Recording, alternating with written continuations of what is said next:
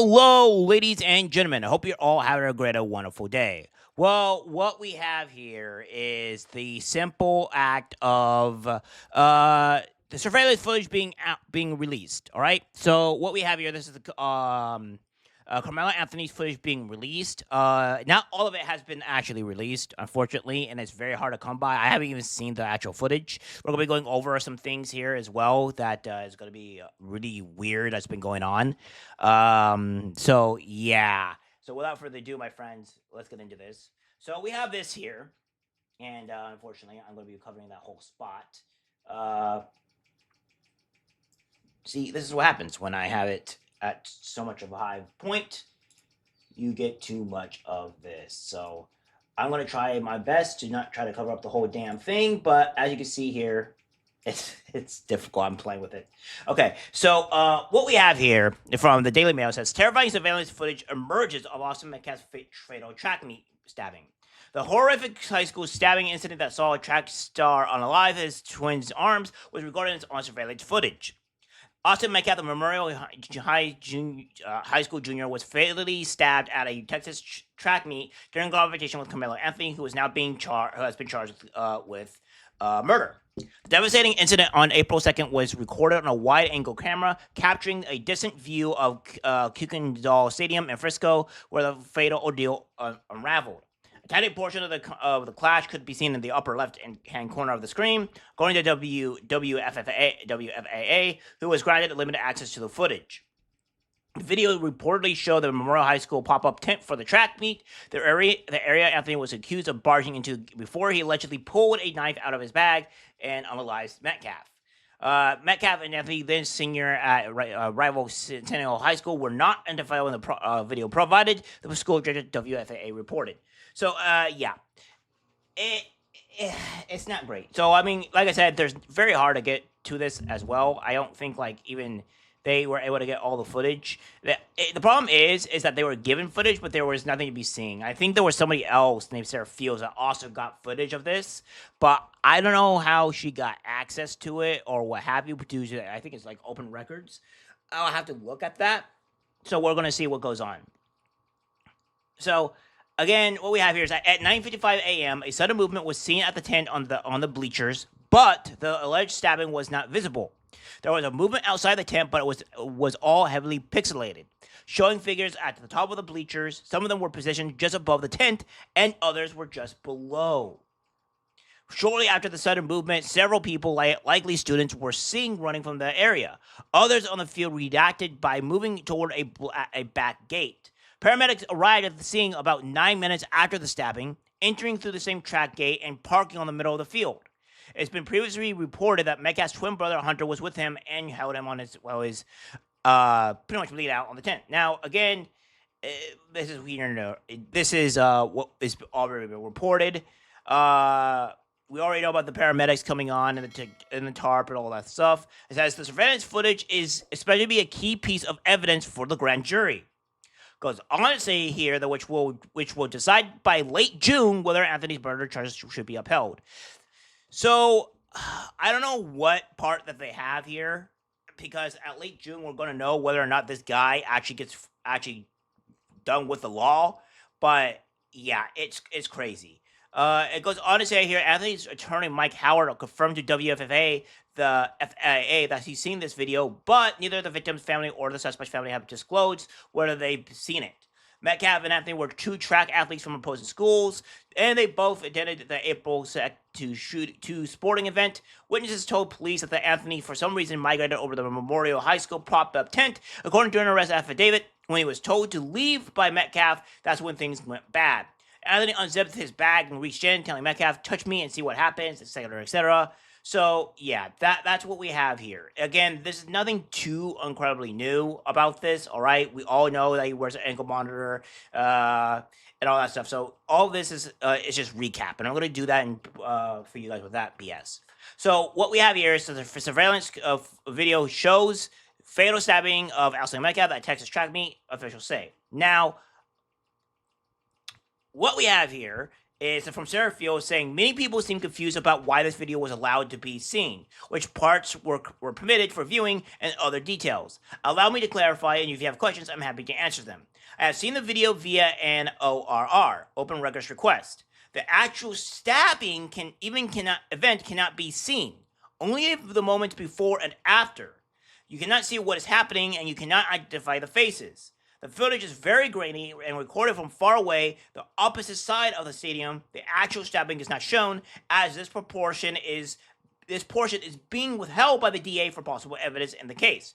However, I've been told that much of it may not be admissible since nothing is clearly visible. After the stabbing, EMS arrives on the scene 9 minutes later. You can see an individual running down the bleachers, tripping and falling, then getting up and continuing to run. This individual was Karmelo. The publicly released clip has no evidentiary value.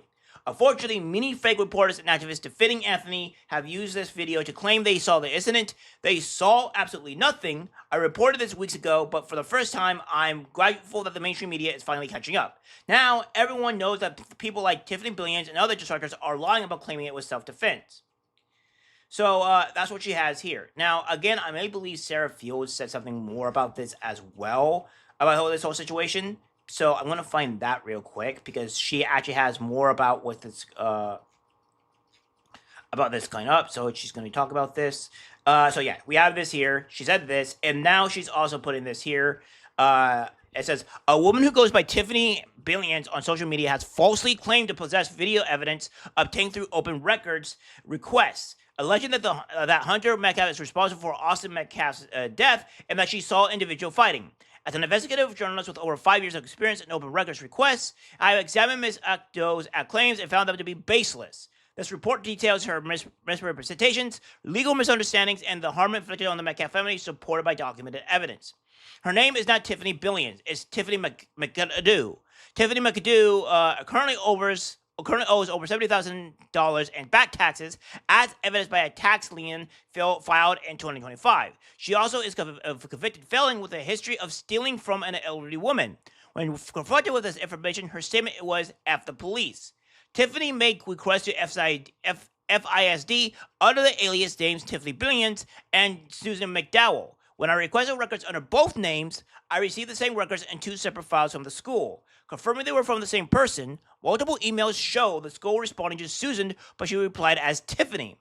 She was relentlessly attacked Jeff and Megan Metcalf using her alleged knowledge of this video as her premise. She claims to have obtained this information through open records requests. She also claims to be speaking with Anthony's family 3 to 4 times a much, which is where she states much of her information comes from.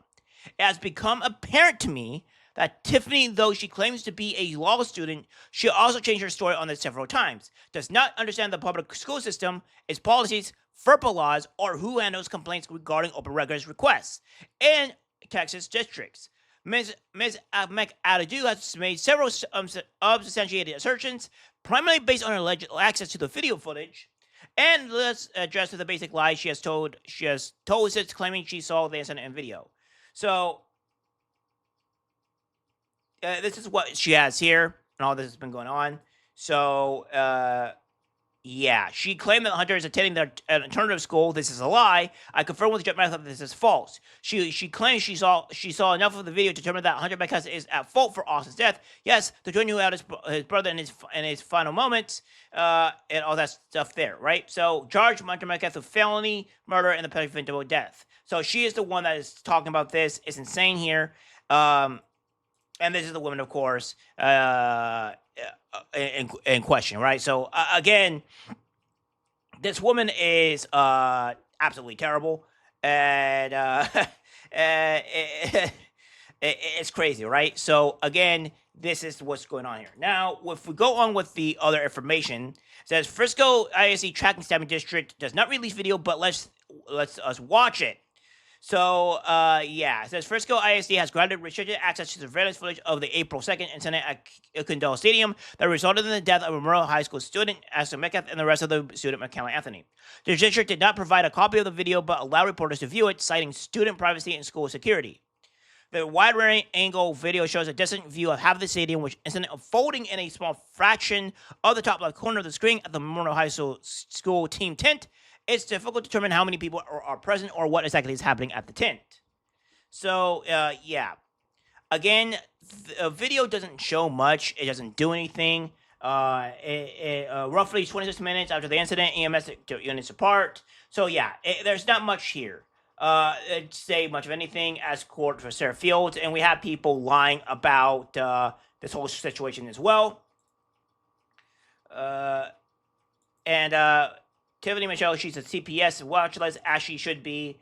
Again, she's going off of baseless stuff here. So yeah, obviously this thing is becoming extremely political, and it is a problem because fair trials come into a problem here when you get this. But what we have here is just obviously that the video is not being released. I'm assuming it will probably be released when the trial begins. So hopefully that is a trial that everybody can watch. I don't know. We'll see how that happens on the people at trial. So yeah, we're gonna have to see the footage because obviously this is insensitive here. We need to see the actual full footage, not none of this stuff, and we'll see what happens next. All right, guys, that's it for the video. Like, subscribe, share. As always, take care, my friends.